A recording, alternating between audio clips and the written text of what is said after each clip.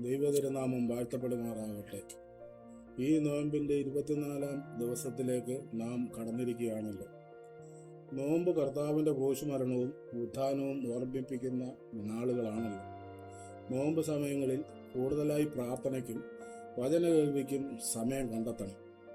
അത് നമ്മുടെ ഹൃദയത്തിന് രൂപാന്തരം ഉണ്ടാക്കുന്നതാകണം. യേശുവിങ്കിലേക്ക് നമ്മെ തന്നെ അടുപ്പിക്കുന്ന അനുഭവത്തിൽ ദൈവം നമുക്ക് ചെയ്യുന്ന നന്മകൾക്ക് ഈ നോമ്പുകാലം നന്ദിയുള്ളവരായി ജീവിക്കാം.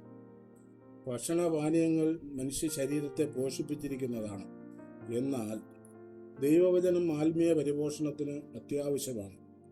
ശരീരത്തെ പുഷ്ടിപ്പെടുത്തുന്ന ഭക്ഷണങ്ങൾ കുറെയൊക്കെ വർജിച്ചുകൊണ്ട് ആത്മാവിനെ തൃപ്തിപ്പെടുത്തുന്ന വചനത്തെ കൂടുതലായി സ്വീകരിക്കുന്ന കാലഘട്ടമാണ് നോമ്പുകാലം. ഇന്ന് അല്പസമയത്തെ ചിന്തയ്ക്കായി തിരഞ്ഞെടുത്തിരിക്കുന്ന വേദഭാഗം വിശുദ്ധ മത്തായി എഴുതിയ സുവിശേഷം 20-ാം അധ്യായം 1 മുതൽ 16 വരെയുള്ള വാക്യങ്ങളാണ്. ഈ വേദഭാഗം നമുക്ക് വളരെ പരിചിതമായ വേദഭാഗമാണല്ലോ. ഇവിടെ സ്വർഗരാജ്യത്തെ മുന്തിരിത്തോട്ടത്തോട് സാദൃശ്യപ്പെടുത്തിയിരിക്കുന്നു. മുന്തിരിത്തോട്ടത്തിൽ വേല ചെയ്യുന്നതിന് വേലക്കാരെയും അവർക്കുള്ള പ്രതിഫലത്തെയും പ്രതിപാദിക്കുന്നു.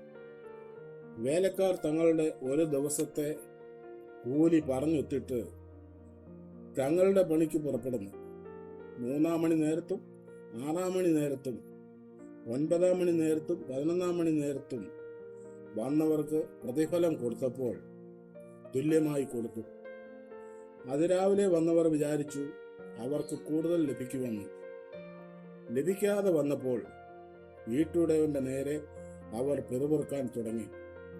ഈ താമസിച്ചു വന്നവർ 1 മണിക്കൂർ മാത്രം വേല ചെയ്തിട്ടും പകലത്തെ ഭാരവും വെയിലും സഹിച്ച് ഞങ്ങളോട് സമമാക്കിയല്ലോ എന്ന് പറഞ്ഞു. ഇവിടെ നമ്മൾക്ക് മനസ്സിലാക്കാം, സ്വർഗരാജ്യത്തിന്റെ മർമ്മങ്ങളെ മനസ്സിലാക്കാൻ ഉപമകളിൽ കൂടി യേശു പഠിപ്പിക്കുന്നു. എല്ലാവരെയും ഒരുപോലെ കാണുന്ന ഒരു യേശു മുൻപേ വന്നവരെന്നോ പിൻപേ വന്നവരെന്നോ ഉള്ള വ്യത്യാസമില്ലാതെ വലിപ്പച്ചെറുപ്പം നോക്കാതെ നമ്മളെ സ്നേഹിക്കുകയും കരുതുകയും ചെയ്യുന്നു. ഈ നോമ്പുകാലങ്ങളിൽ നമുക്ക് ദൈവത്തിൽ നിന്ന് ലഭിച്ച നന്മകൾ മറ്റുള്ളവർക്കും പങ്കുവയ്ക്കുവാൻ സാധിക്കണം. ഈ കർത്താവിൽ നമ്മെ തന്നെ ഒന്ന് ഏൽപ്പിച്ചുകൊണ്ട് നമുക്കും ആയിരിക്കാം. അതിന് സർവശക്തനായ ദൈവം ഈ വചനങ്ങളാൽ എല്ലാവരെയും അനുഗ്രഹിക്കുമാറാകട്ടെ.